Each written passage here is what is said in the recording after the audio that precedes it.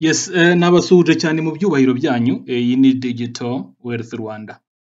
Nizere ko mumeze neza aho mwese muherereye, ni ibyiza mpora mbifuriza umunsi ku wundi, ni Imana iturinda, niyo itanga ubuzima.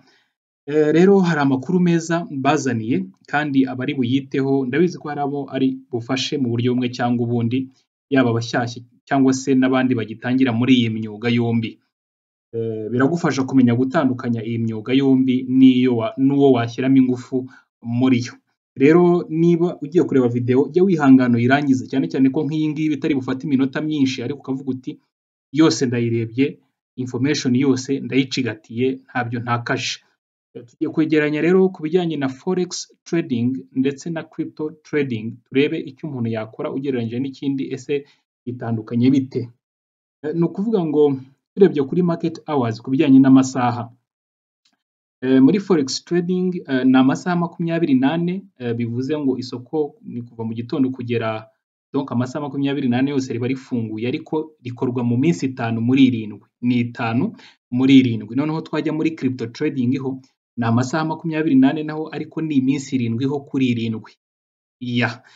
Bivuze ko iryo soko ryo ridafunga ry'ama crypto currencies. Noneho tugeze kuri market size ndetse na liquidity, market size and liquidity, ese tugiye kureba ese ahaca amafaranga menshi paraporo y'ahandi ni hehe. Muri forex niho haca amafaranga menshi cyane, kuko haca arenga billions, ahubwo agera muri trillions 7.5. Mu gihe muri crypto trading cyangwa se no muri cryptocurrency muri rusange, miliyari zirimo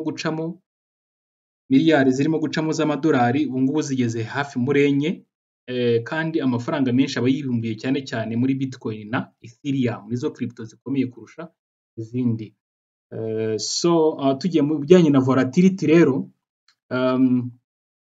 ubujyanye na volatility cyangwa se ubwihute bwo mu isoko muri rusange, ubona ko muri forex biri moderate, biri hagati na hagati, ariko muri crypto biri highly volatile. Crypto ziri highly volatile. Ni ukuvuga ngo muri forex, usibye wenda commodities nka gold cyane cyane irihuta cyane, iri very volatile, ndetse n'andi ma instruments nka US 100 na US 30 n'andi ma instruments atandukanye, ariko urebye ku ma currencies menshi, currency pairs nyinshi zo zigenda iraho biringaniye gake gake. Ariko muri crypto volatility biri hejuru mu buryo bukomeye muri rusange. Tugiye turenze volatility tukajya kuri leverage. Leverage ni uburyo bwo kuguza mu broker kugira ngo mu by'ukuri ushobore gushyiramo orders cyangwa se kwinjira mu isoko inshuro nyinshi, kandi bitagakunze ukoresheje ayawe bwite. Nibyo bita leverage, ni uburyo bwo kuguza mu broker. Ni ukuvuga ngo rero hano ushobora gukoresha leverage ya 1/30 cyangwa se no kugeza kuri 1/500. Ubwo amafaranga yawe bayagukubira izo nshuro, kwinjira igishoro cyawe bagikubye inshuro 30 cyangwa se inshuro 500. Aho ni kuba broker muri forex trading, ibyo birakunda.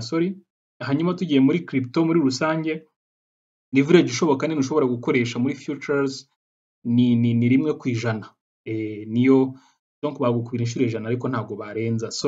Ku bijyanye na trading cost, ariko leverage murabizi ko abenshi bamaze kubimenya yuko uko leverage ari nini niko uba urimo kujya no muri risk. Nubwo ushobora kubona inyungu nyinshi igihe isoko ryagiye mu cyerekezo cyawe, ariko uba urimo exposing igishoro cyawe, uburyo uba urimo kujya muri risk zo gutakaza menshi. Trading cost icyo bigutwara mu gihe winjiye mu isoko. Tugiye kuri forex dusanga yuko hari tight spread zisa nk'aho ari ntoya cyane, kandi ibyo ni byiza cyane. Spread tuba turimo kureba aho umuntu yinjirira n'aho isoko riri nyirizina, kuko spread ubusanzwe ni difference cyangwa se umwanya uri hagati ya buying price ndetse na selling price. Iyo space irimo hagati aho ngaho, ako kanya karimo aho ngaho, niko twita spread muri rusange.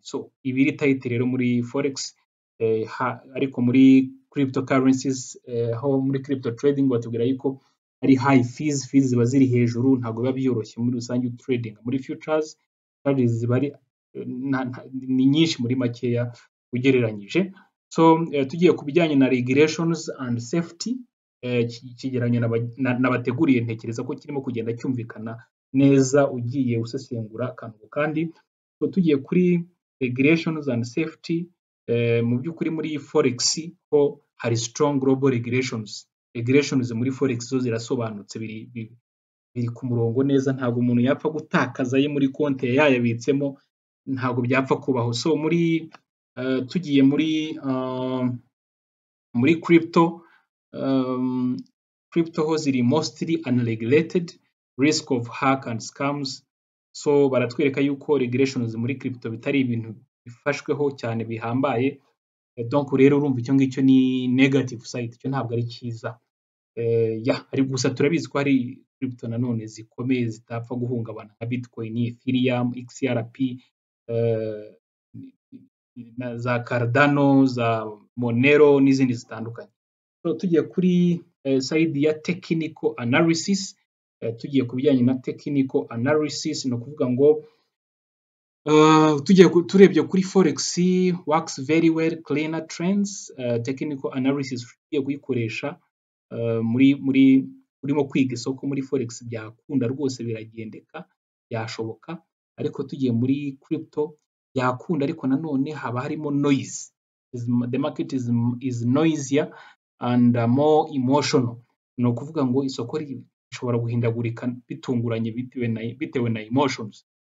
Turebye kuri side ya fundamentals, ubona ku bijyanye na news n'amakuru, no kuvuga ngo muri forex ku bijyanye n'amakuru, forex ishobora kuba driven by interest rate ndetse na inflation mu gihugu, ndetse n'ibijyanye n'amakuru aturuka muri central banks, cyangwa se amategeko central bank zirimo gushyiraho. So ariko iyo tugiye muri crypto ho, imihindagurikire mu makuru biterwa na adoption, uvuga ngo uko iyo crypto barimo kwitunga ari benshi, se sentiment abantu barimo kwiyumva muri iyo minsi, cyane cyane abatunze nyinshi n'iki, and news like ETF, yo bita ama ETF, ama halving murabizi kiba ababizi halving baburi imyaka 4, ku bijyanye na Bitcoin ikurwa kuri Bitcoin by'umwihariko buri nyuma y'imyaka 4.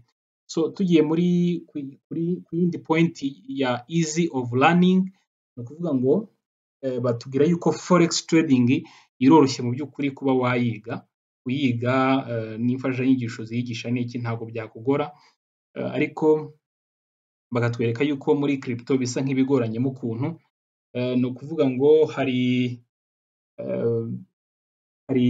ama wallets, hari exchanges, hari tokens, hari DeFi, ni byinshi ushobora kwigamo, ariko ntekereza ko bitakomeye kwiga crypto trading. No kuvuga ngo profit potential, bijyanye na profit potential muri forex, steady and consistent with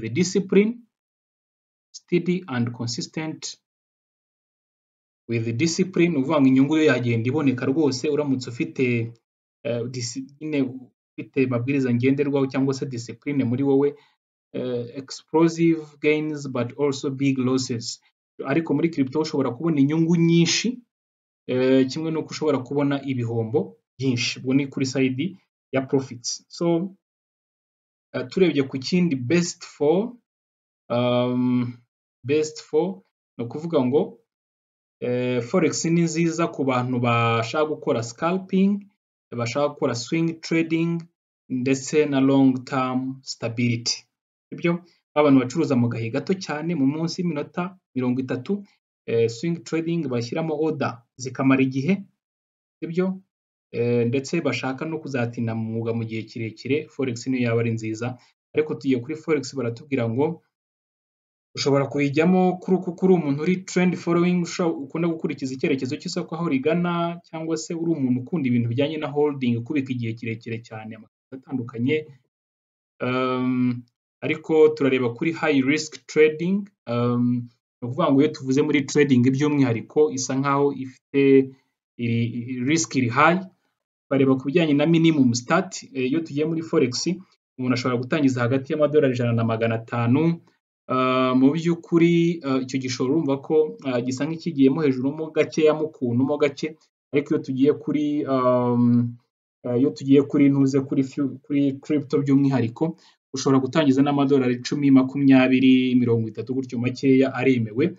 Noneho tugiye kureba rero ibyo bita pro and cons, ibyiza n'ibibi kuri buri ruhande. Noneho twinjiyemo imbere, ni ukuvuga ngo tutangiriye kuri forex by'umwihariko iri regulated and safer for funds. Hanyuma ikindi stable liquidity and pricing, urumva ibi ni ibyiza. Reliable technical patterns wazigenderaho kandi bikazagenda neza. Ideal for consistent income, ni ukuvuga ngo rwose ukurikije ibisabwa ushobora kugenda wunguka, inyungu yawe igenda izamuka bikunda.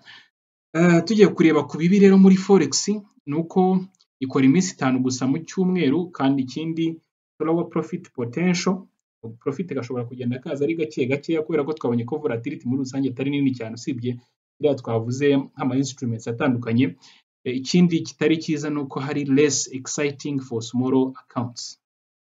Umuntu ufite agakonte gatoya nta bihambaye wapfa gutegereza. So tugiye muri crypto hano no by'umwihariko ni uko ikora iminsi 7 kuri 7, iminsi 7 kuri 7, irindwi kuri 7, kandi ushobora gutrading igihe icyo ari cyo cyose.